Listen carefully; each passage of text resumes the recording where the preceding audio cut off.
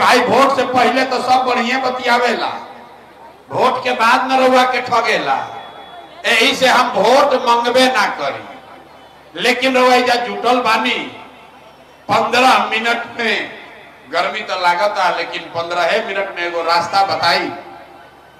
अगर उस रास्ते को आप सीख लिए तो उसके बाद जिसको मन है उसको वोट दे दीजिए।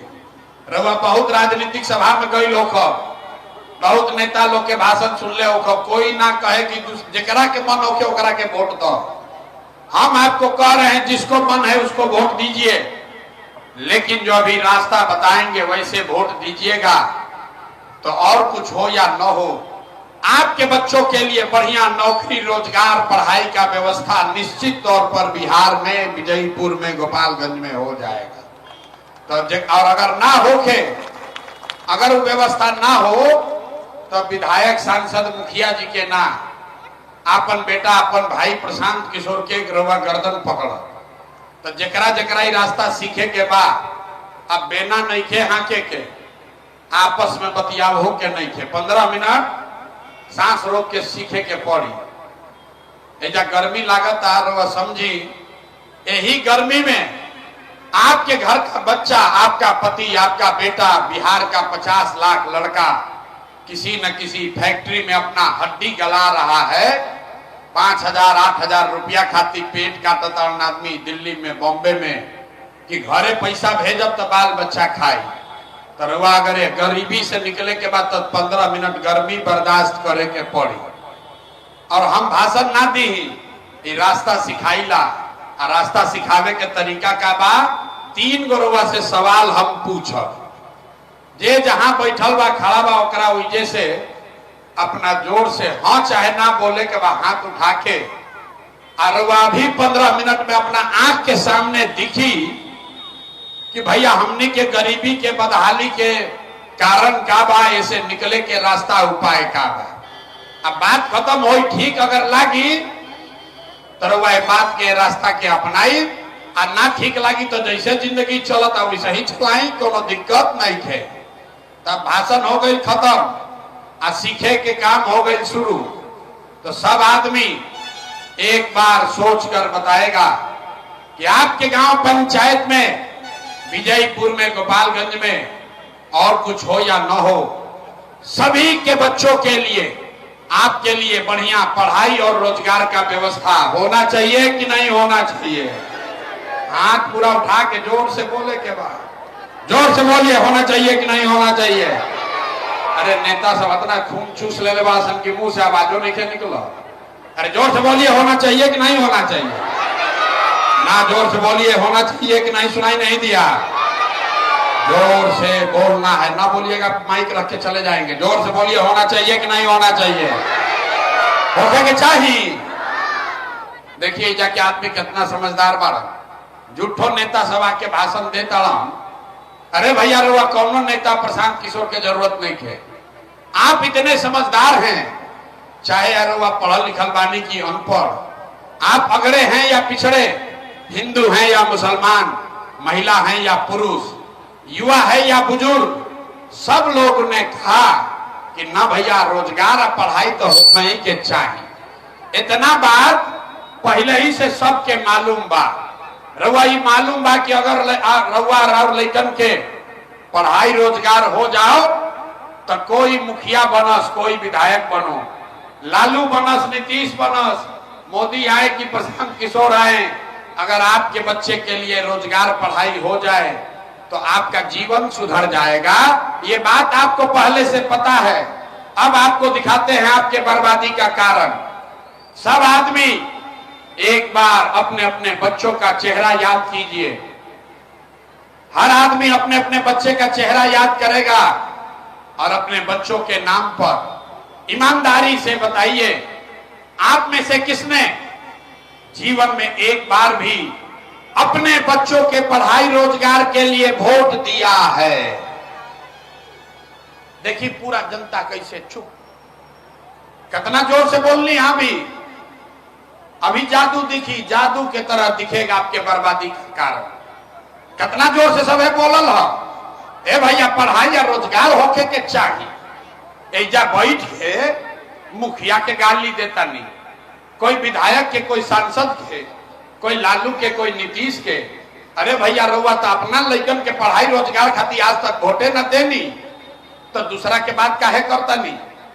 अब कोई खड़ा होके कही कि भैया हमनी से पढ़ाई रोजगार के तो वोट मांगे कोई अबे ना कोई, एक का गारंटी बा कि पढ़ाई रोजगार खातिर वोट दियाई तो मिली। वोट के करा के दियाओ, रउआ वोट जरा मन होके ओकरा के दे दी, आ हमरा से गारंटी ले ली रउआ लड़का के रोजगार पढ़ाई मिलबे करी। हमरा बात पर भरोसा मत करी, अपने आंख के सामने देखिए, अभी आपको अपने आंख के सामने जादू दिखेगा कि वोट आप चाहे किसी को दीजिए, आपके बच्चे को पढ़ाई रोजगार कैसे मिलेगा। कह रहे हैं 3 सवाल पूछेंगे, एक सवाल पूछ लिए, दूसरा का बारी है। सब आदमी जरा सोच के बताइए, आज तक आपने जिसको भी वोट दिया उन नेताओं ने आपका और आपके बच्चों का काम किया है कि नहीं किया है? अथवा उठा के बोले कि हाथों नहीं के उठा, लड़का बोला उठाओ तो हाथों नहीं के उठा, हाथ उठाकर बोलिए नेता लोग आपका काम किया है कि नहीं किया है? अरे जोर से बोलिए भाई, विजयपुर के जनता जोर से बोलो, नेता लोग आपका काम किए हैं कि नहीं किए हैं? नहीं किए हैं। हाथ उठा के बोले हैं, वीडियो में रिकॉर्ड हुआ है, झूठ मत बोलिएगा। अब पीछे मत हटना, पीछे मत हटना भाई, पलटना नहीं है। सब लोग देखला, सब हर आदमी ने कहा ये भैया जकरा के वोट देनी जा हमने के आज तक कोई कामे ना कैलस। तब जादू देखी, हम अब गिनवाना शुरू करते हैं। सही बात बोलेंगे तो जोर से हाँ बोलना है, आप गलत बोलेंगे तो ना बोलिएगा। बात खत्म होगा, आपको दिखेगा कि आपके बच्चे को पढ़ाई रोजगार कैसे मिलेगा। बोलना सबको है। पूरे बिहार में, गोपालगंज में, विजयपुर में बहुत सारे लोगों ने 5 किलो अनाज के लालच में मोदी जी को, भाजपा को वोट दिया है। तो बिहार में चाहे जितना चोरी भ्रष्टाचार बा, 1 किलो चोरी करके 4 किलो अनाज एजा के आदमी के मिलता कि नहीं खे मिलो? अथवा उठाओ तनी तो मुंह से बोलूं के बा मिलता कि नहीं खे मिलो? मिलता। आपने हमने वोट दिया हिंदू मुसलमान बन के। सब हिंदू लोग कह चुनाव से पहले ये भैया हमार दशा कुछो होके, विजयपुर के दशा, गांव के दशा कुछो होके, पहले अयोध्या में राम जी के मंदिर बने के चाहिए। तो रउआ गांव के नाली गली ना बनल, आपको इंदिरा आवास नहीं मिला, आपके यहाँ स्कूल अस्पताल नहीं हुआ, गोपालगंज में बंद हुआ, फैक्ट्री चालू नहीं हुआ, लेकिन अयोध्या में राम जी का मंदिर बना है कि नहीं बना है? बना है। आपने, हमने, कई लोगों ने वोट दिया नीतीश कुमार को। हमने कह जाना हम वोट दिया जाए नीतीश के, हमने के बिजली चाहिए, बढ़िया सड़क चाहिए। लालू जी के जंगल राज में बिहार में बिजली पानी सड़क नहीं था, तो नीतीश के राज में इसी भ्रष्टाचार वाले बिहार में बिजली का बिल 1000 आए चाहे 2000, घरे घरे बिजली आया है कि नहीं आया है? अरे बोलो भाई, आया है कि नहीं आया? आया है। आपने, हमने वोट दिया जाति के नाम पर, अपना जात के नेता के। बिहार में आदमी कहेला जी ही चाहे मर जाए, अपना जाते वाला के वोट दे। तो रउआ जात के जो नेता जीत के गई, उसने आपके बच्चे के पढ़ाई रोजगार का बात नहीं किया, लेकिन जाति का बात और जाति का गिनती, जनगणना पूरा बिहार में कराया है कि नहीं कराया है? अरे हाथवा उठाकर बताओ, जाति का जनगणना हुआ है कि नहीं हुआ है? महिला लोग के ना बुझाई, जाति के गिनती भइल बा कि नहीं के भाई? आपने, हमने वोट दिया सिलेंडर के लालच में मोदी जी को कि मोदी जी आई हम तो सिलेंडर बट हमने के सब सिलेंडर पर खाना बनावल जाए। तो भैया सिलेंडर के दाम 1000 हो कि 1200, घरे घरे सिलेंडर बटल बा कि नहीं के बटल? अरे बटा है कि नहीं बटा है सिलेंडर? मोदी जी झूठो प्रचार करता है, सिलेंडर बटा है कि नहीं बटा है? आपने, हमने वोट दिया मोदी का भाषण सुन के कि मोदी जी गुजरात में बड़ा विकास किए हैं। तो भैया मोदी गुजरात में तो विकास कर रहे हैं, पूरा देश का पैसा ले जाके गुजरात के गांव गांव में फैक्ट्री लगा रहे हैं, और पूरे बिहार से, गोपालगंज से, विजयपुर से आपके हमारे बच्चे गुजरात में जाकर नौकरी मजदूरी कर रहे हैं कि नहीं कर रहे हैं? तो भैया कौना बात पर वोट देनी जा कि नाम मिलल? अभी तरवा कहनी है भैया कुछो नाम मिलल, ये जादू दिखावे आइल बानी। बोइएगा बबूल तो आम कहां से खाइएगा? वोट दीजिएगा 4 किलो अनाज खाती तो रोजगार कहां से भेटाई? वोट दिया जाति के नाम पर तो लइकन के पढ़ाई कहां से होई? वोट दिया मंदिर मस्जिद बनावे खाती तो चीनी के फैक्ट्री कैसे लागी? आपने वोट चाहे मोदी को दिया या लालू को, नीतीश को दिया कि कांग्रेस को, जिस बात के लिए भी आपने वोट दिया है वो आपको मिल रहा है। आपने 5 किलो अनाज के लिए वोट दिया, अनाज आपको मिल रहा है। आपने मंदिर के लिए वोट दिया, मंदिर बना है। आपने बिजली के लिए वोट दिया, घर घर बिजली आई है। आपने सिलेंडर के लिए वोट दिया, घर घर सिलेंडर बटा है। आपने जाति के लिए वोट दिया, जाति के चर्चा घरे घर होता। आपने मोदी के गुजरात के विकास के लिए वोट दिया, गुजरात में फैक्ट्री लग रहा है, आपके बच्चे जाकर वहां मजदूरी कर रहे हैं।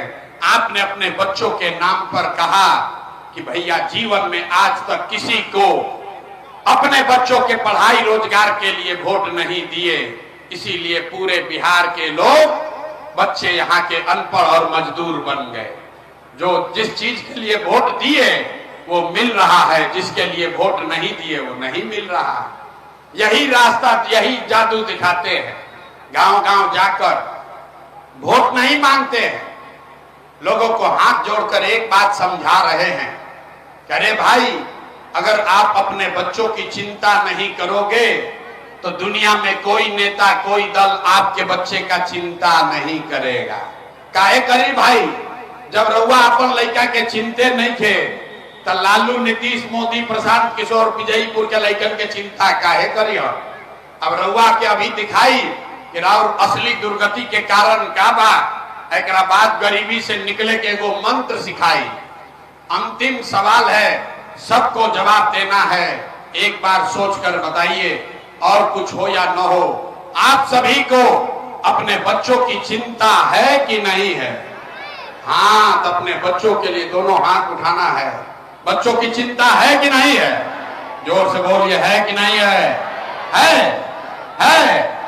पूरा विजयपुर का जनता सबका सब झूठ बोल रहा है। आपके मुंह पकड़ रहे, सबका सब झूठ बोल रहे हो आप। आपने कहा, हाथ उठाया कि हमको हमारे बच्चों की चिंता है। हम अभी आपके गांव में आए हैं, विजयपुर बाजार में आइल बनी। एकरा से पहले 2 बरिस 5000 गांव में पैदल चल के गईनी। रास्ता में अगर 100 गो बच्चा हमरा मिल रहा, आपके 100 बच्चे मिले, आपके गांव के समाज के, यहां देख लीजिए इतना बच्चा सब बैठा है, आधा से ज्यादा आपके बिहार के बच्चों के शरीर पर शुद्ध कपड़ा नहीं है। जितना रास्ता में बच्चा मिला, उस ज्यादातर बच्चों के पैर में आप देख लीजिए, इस सभा में भी कीचड़ लागल बा। लइकन के पैर में 50 रुपया के हवाई चप्पल भी नहीं थे। लोग से पूछीला कि भैया इतना लइकन के दशा का कैले बाड़ा, कपड़ा काहे नहीं का पहना, वो चप्पल काहे नहीं का की न? आदमी कहता है भैया इतना गरीब हैं, कहां से पहनाएं, कहां से खिलाएं। अब अभी दिखाएंगे कि हाथ काहे उठवाते हैं। अभी आपने हाथ उठाया था कि हमको हमारे बच्चों की चिंता है। अब और किन बच्चों की? जिन बच्चों के शरीर पर कपड़ा नहीं। आपके बच्चों के शरीर पर कपड़ा नहीं, पैर में चप्पल नहीं, खाने के लिए भरपेट भोजन नहीं, पढ़ने के लिए विद्यालय नहीं। आपका बच्चा बीमार पड़ जाए तो दवा डॉक्टर अस्पताल नहीं। वही नेता, जिन नेताओं ने आपका ये दुर्दशा किया है, वही नेता अभी 4 महीना में आएगा वोट मांगने। तो जितना लोग अभी यहाँ हाथ उठाए थे, इसी हाथ से, इसी अपने हाथ से जाति के नाम पर 500 रुपया के लालच में हिंदू मुसलमान का नारा लगाकर, लालू के डर से भाजपा, भाजपा के डर से लालू जिंदाबाद करके, इसी हाथ से उन्हीं नेताओं को वोट देकर राजा बनाइएगा। तो आपका बच्चा नहीं भोगेगा तो कौन भोगेगा? अरे भाई, आप कहते हैं कि आपको आपके बच्चों की चिंता है। जिन नेताओं ने आपके बच्चों का ये दुर्दशा कर दिया, उसको जात के नाम पर जाकर इसी हाथ से वोट देते हो, तो आप नहीं भोगोगे तो कौन भोगेगा? बच्चा का चिंता क्या होता है? अगर सीखना है तो एक बार लालू जी को आप लोग देखिए। लालू जी को अपने बच्चे का चिंता है। लालू जी का लड़का 9वां पास नहीं किया। सब लोग समझो भाई, लालू जी का लड़का 9वां क्लास पास नहीं किया, लेकिन लालू जी इतना अच्छा बाप हैं, उनको अपने बच्चे का चिंता है कि हमारा लड़का बिहार का राजा बने। हम ये बात कहता नहीं तो कुछ लोग के बुझाता कि हम लालू जी के शिकायत करता नहीं। अरे ना, हम तो लालू जी के तारीफ कर रहे हैं। लालू जी इतने अच्छे बाप हैं, लड़का 9वां नहीं पास है लेकिन चाहते हैं कि वो बिहार का राजा बने। और आप अपना दशा देखिए, आपका बच्चा मैट्रिक पास कर लिया, आईए बीए कर लिया, उसको चपरासी का भी नौकरी नहीं मिला, लेकिन आपको उसका कोई चिंता नहीं है। आप जात का झंडा उठाकर घूम रहे। लालू जीती हम की नीतीश जीती हम, मोदी जीती हम की जनसुराज जीती हम। अरे भाई, कभी भी बतिया लो कि आप लड़का कब जीती हम। एजा बैठल बा आदमी, रास्ता में हम चलीला, लोग कहीं पूछीला केकरा के वोट देले रहो, कहता है भाजपा को दिए थे। पूछे काहे? बोला मोदी जी का सीना है 56 इंच का। सुनिए बिहार के लोगों का दुर्दशा। यहां विजयपुर के गांव में बैठ के आपको ये पता है कि मोदी का सीना 54 इंच है कि 56 इंच, लेकिन अपने बच्चों का खाए बगैर सीना सिकुड़ा के 15 इंच हुआ है, इन लोगों को नहीं दिख रहा है। तो बिहार के बच्चे नहीं भोगेंगे तो कौन भोगेंगे? ऐजा के आदमी के सुधार ही के नहीं थे। हम मुंह पकाते हैं बहुत कड़वा बा, बिहार के आदमी के सुधरे के नहीं थे। 5 वर्ष नरक में आदमी जियता, नरक के जिंदगी। जहां जाई, ए भैया नाली गली नहीं थे, ए भैया 400 पेंशन मिलता, ए भैया अनाज नहीं थे खाए के, ए भैया लड़का बीमार बा दवा नहीं थे हो, ए भैया बाल बच्चा गइल बा बाहर रोजगार करे, कुछ उपाय लगाई। 5 बरस बैठ के आप रोते हैं। अब फिर चुनाव आएगा तो अपना और अपना बच्चा का कष्ट भुला जाइएगा। अब वोटवा के दिन याद रहे कि अपना जात के खड़ा बा, चलो करे कि अब क्या ली वोट दिया। आज जात से बच जाइएगा तब 5 किलो भात में फंस जाइएगा कि मोदी 4 किलो देले बड़न, चलो उनके के वोट दिया जाए। तो कैसे सुधार हो रे भाई? आदमी कहता नहीं भैया विकल्प ना रहे। अब रउआ आइल बानी, एगो दल बनाई, एगो हमने के रास्ता दिखाई। बिहार में हमने के पास विकल्प ना रहे, एक ओरे लालू आ एक ओरे मोदी। नीतीश कुमार के तो पते नहीं थे कि कितना देर लालू के संगे लटकी न कब भाजपा के फूल बजा के बैठी।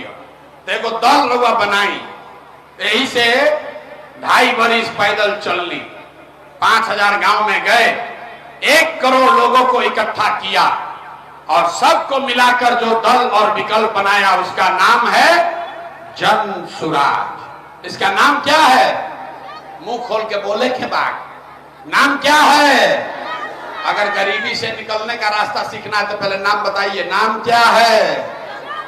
मुंह नहीं खुलत देखे मुंह, अरे जोर से बोलिए, नाम क्या है? जन सुराज का मतलब क्या?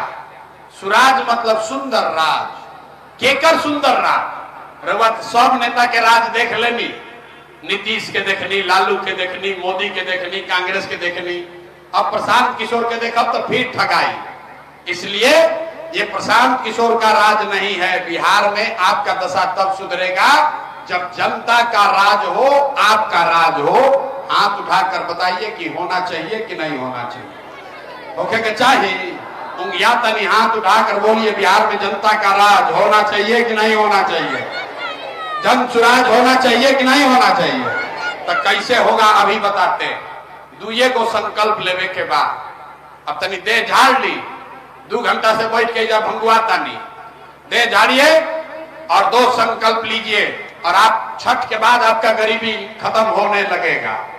पहला संकल्प लीजिए, जिन नेताओं ने बिहार को लूटा है, जिसने आपके बच्चों के पेट पर लात मारा, जिन नेताओं ने आपके बच्चों का ये हाल किया है, जिन नेताओं ने आपके पेट पर लात मारा, आपके बच्चों को अनपढ़ मजदूर बनाया, वो चाहे आपके जाति का है या धर्म का, दल का है या गांव का, उसको वोट नहीं देना है।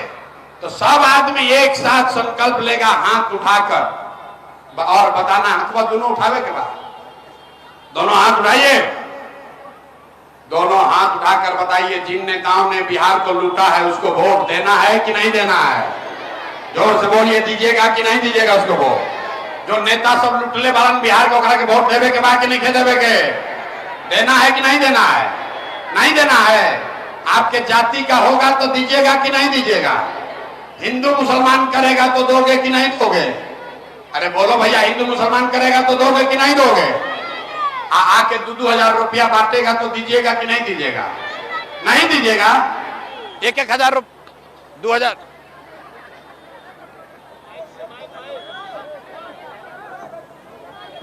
2,000 रुपया देगा तो वोट दीजिएगा कि नहीं दीजिएगा। हाथ उठाकर बताइए, दीजिएगा कि नहीं दीजिएगा। तो आप पूरा रास्ता नहीं सीखे भैया। पैसा लाके देगा तो पैसा लेना है, 500 दे, 1000 दे, 2,000 रुपया दे, पैसा लेना है। काहे लेना है हम आपको बताते हैं।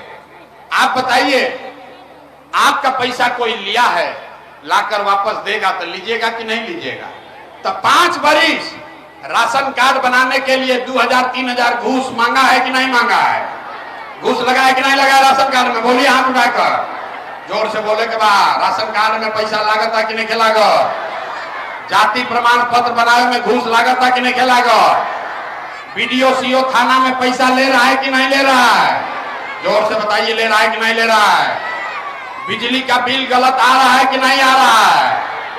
जमीन का दाखिल खारिज में पैसा लिया है कि नहीं लिया है। और गांवे गांव शराब बेचाता कि नहीं बेचा। पुरुष लोग चुप होइए, महिला लोग बताइए, हर गांव में शराब बिक रहा है कि नहीं बिक रहा है। तो 5 बरिस हम ही लोग को आपको लूट के नेता गया है। अब वोटवा के समय आके उसी में से 1,000 रुपया देगा तो आप ही का पैसा है, पैसा ले लेना है। लेकिन लेने के बाद अब असली मंत्र सीखिए। लेने के बाद एक मंत्र याद कीजिए, जैसे अर्घ डालते हैं छठ में, मंत्र पढ़ के एक मंत्र सीखिए गरीबी से निकलने का।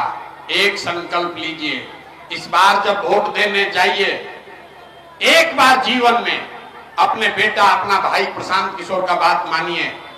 इस बार संकल्प लीजिए, इस बार वोट किसी नेता के लिए नहीं, किसी दल के लिए नहीं, जाति के लिए नहीं, हिंदू मुसलमान के लिए नहीं, 5 किलो अनाज के लिए नहीं, नाली गली के लिए नहीं, मंदिर मस्जिद के लिए नहीं, 400 रुपया पेंशन के लिए नहीं।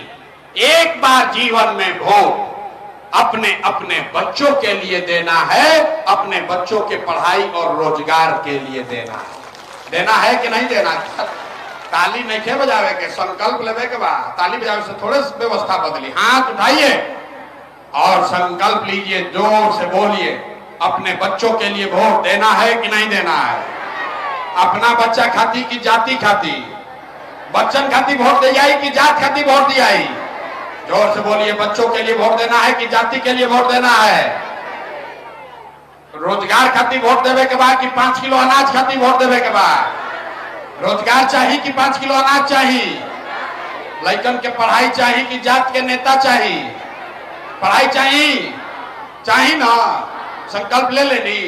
तो अगर आपने झूठा संकल्प नहीं लिया है तो हमसे लिख के ले लीजिए। एक बार जब आप दिवाली या छठ मनाई, अब की हाली जब दिवाली या छठ रुआ मनाई, तो आपके जीवन का, बिहार के बदहाली का, आपके गरीबी का ये अंतिम दिवाली और छठ होने जा रहा है। क्योंकि दिवाली के बाद, अब की हाली छठ के बाद, अगर आपने अपने बच्चों के लिए वोट दिया, समझ लीजिए तो कैसे आपका गरीबी खत्म होगा।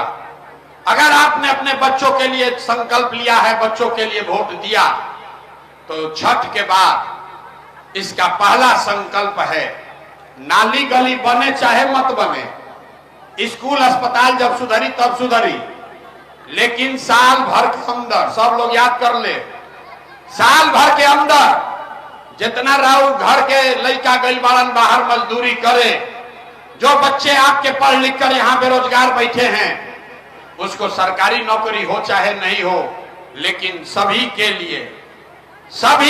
लिए कम से कम 10 से 12 हजार रुपया के रोजी रोजगार का व्यवस्था यही बिहार में करके दिया जाएगा। तो होके चाहिए कि ना होके के चाहिए? अथवा उठावे के बाद अपन सरकार रही तो बतावे के पड़ी कि सरकार के क्या काम करे के बाद, ये होना चाहिए कि नहीं होना चाहिए? पहले नाली गली बनावल जाओ कि रोजगार होके के चाहिए? पहले रोजगार होके के चाहिए ना, ठीक है ना। दूसरा संकल्प छठ मन जाई, ओकरा बाद कार्तिक से दिसंबर 2025 से जिसका उम्र, जिसके घर में 60 वर्ष से ज्यादा उम्र का कोई महिला पुरुष है, उसको नीतीश कुमार अभी 400 रुपया भीख देता है पेंशन के नाम पर। ये महंगाई के जमाना में 400 रुपया से कुछ हो ही, इसलिए तय हुआ कि कार्तिक से दिसंबर 2025 से 60 वर्ष से ज्यादा हर महिला पुरुष को 400 रुपया नहीं, हर महीना 2000 रुपया पेंशन जरूर कर दिहल जाए। होके के चाहिए कि ना होके के चाहिए? ताली नहीं कर, इसलिए अंत में बाजी पहले हाथ उठा के समझे के बाद 2000 रुपया पेंशन होके के चाहिए कि ना होके के चाहिए? होके के चाहिए तो मुंह खोल के बोलत काहे नहीं कि होके के चाहिए कि ना होके के चाहिए? तीसरा संकल्प और अंतिम तीसरा संकल्प, जेकर लड़का 15 वर्ष से कम उम्र के बाद, गरीब का बच्चा अभी पढ़ने जाता है सरकारी विद्यालय में, वो पढ़ता नहीं है, खिचड़ी खाया घरे चला आया, तो अभी तय हो गया कि अगर आपने अपने बच्चों के लिए वोट दिया, आपका बच्चा का सरकार बना, तो छठ के बाद गरीब से गरीब आदमी भी जब तक सरकारी स्कूल नहीं सुधरेगा, आप अपने बच्चा को प्राइवेट स्कूल में पढ़ाई के लिए भेजिए, अंग्रेजी स्कूल में भेजिए, और स्कूल का फीस सरकार के ओर से भरा जाएगा, ताकि गरीब से गरीब का बच्चा भी अंग्रेजी स्कूल में पढ़ सके। होके के चाहिए कि ना होके के चाहिए? होके के चाहिए, होके के चाहिए। हमार गला फूट रहा, मुंह नहीं खोला, होना चाहिए कि नहीं होना चाहिए? अपने बच्चों के लिए आवाज नहीं निकालिएगा तो सुधार होगा। बोलिए होना चाहिए कि नहीं होना चाहिए? झूठ नहीं ना बोल रहे हैं? तो अगर होना चाहिए तो याद रखिए, अगली बार वोट सिर्फ और सिर्फ अपने बच्चों के लिए देना है। लालू, नीतीश, मोदी, प्रशांत किशोर के लिए नहीं, अपने अपने बच्चों के लिए देना है। बिहार में पढ़ाई और रोजगार खाली देवे के बाद सब लोग तैयार बा? हाथवा उठा के बोली, हाथ उठवाते हैं कई बार, हाथ उठाइए, बोलिए हो, सब लोग तैयार है? झूठ नहीं ना बोले, झूठ नहीं ना बोल रहे हैं? तो नीतीश कुमार रहियन की जय। हाँ, सब लोग ऐसे कह दिलस कि वोट बच्चा खातिर देव, तो नीतीश कुमार तो गई रहियन की जय। हाँ, जोर से बोलिए रहियन की जय। हाँ, अरे जोर से बोलो भाई, रहियन की जय। हाँ, नीतीश कुमार रहियन की जय। हाँ, सब लोग बोलिए। अभी कहे ना बिहार का आदमी सुधरेगा नहीं, सोच कर बोलिए, सब बात सुन लिए, सोच कर बोलिए, नीतीश कुमार रहियन की जय। हाँ, नीतीश कुमार को रखना है कि हटाना है? तो जितना नहीं बोल रहा है ना सोच रहा, हम काहे बोली, हम तो ना सुधरब, हम तो ऐसा ही रहो, यही में मरब। अरे भाई सही बोलो, नीतीश कुमार को रखना है कि हटाना है? हाथ दोनों उठाइए, रखना है कि हटाना है? रखना है कि हटाना है? रखना है कि हटाना है?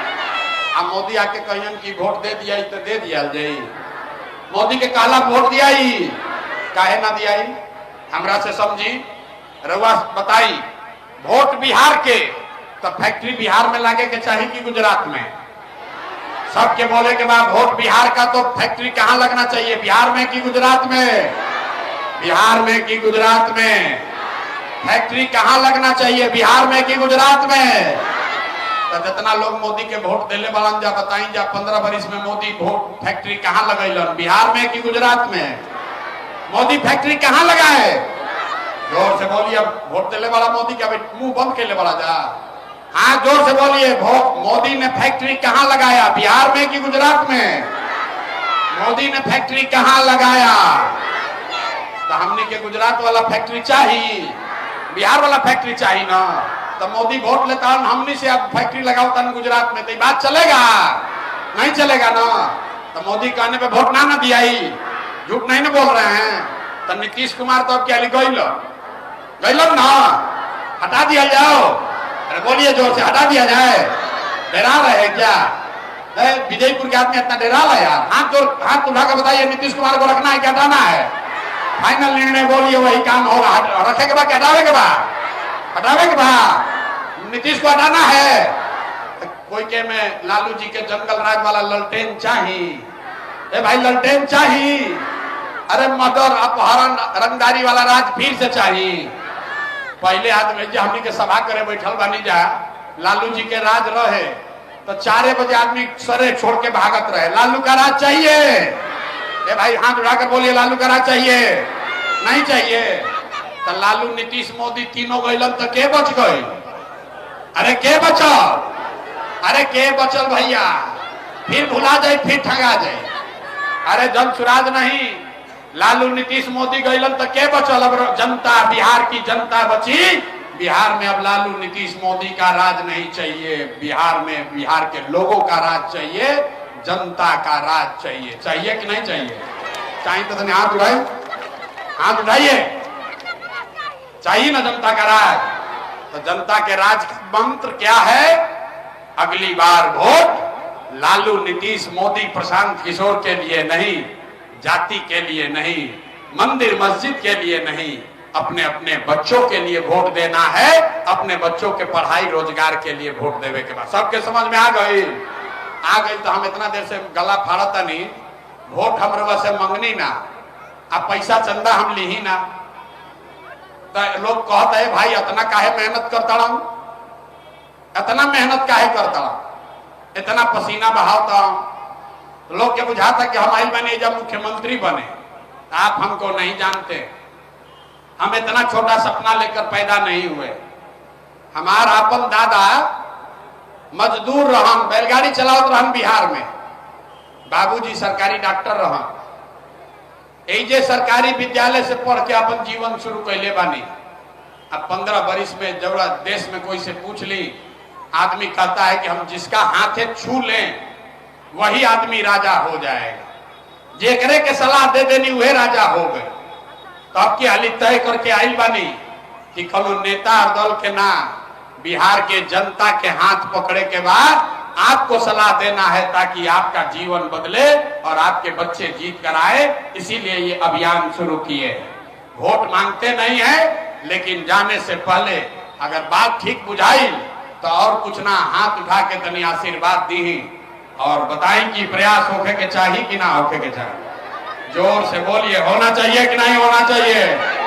होके के चाहिए। बिहार में बदलाव होना चाहिए कि नहीं होना चाहिए? बिहार में बदलाव होके के चाहिए कि ना होके के चाहिए? ये भ्रष्टाचारी सरकार को हटना चाहिए कि नहीं हटना चाहिए? हटना चाहिए ना भाई। बिहार में बच्चों का, आपके बच्चों का राज कायम होना चाहिए। होके के चाहिए ना? तो तनी आशीर्वाद दी एक बार जोर से, करी ना प्रयास, प्रयास करें ना। विजयपुर के जनता साथ में है ना? आप लोग ले लिए जिम्मा, फिर दोबारा ना आई। अब आप ही को, एक एक आदमी को यही मंत्र सिखाना है। एक एक मंत्र है, अगला बार वोट अपना अपना बच्चन खाती देवे के बाद, यही से गरीबी खत्म हुई। तो ठीक लागल होके तो एक बार पेट से अंदर से जोर लगाकर बोली, जय बिहार। बढ़ सकी जा आदमी इतना बहुत चुसा मिल बड़ा, सब दूध दही घरे के बेचाता बहरी, खाए के नहीं खे मिल, मुंह में आवाजे नहीं खे। जय बिहार, जय बिहार, जय बिहार। घबराई मत, बहुत दिन कष्ट कटले बानी। 5 महीना के बाद 5 महीना के बाद बिहार में बदलाव आने वाला है।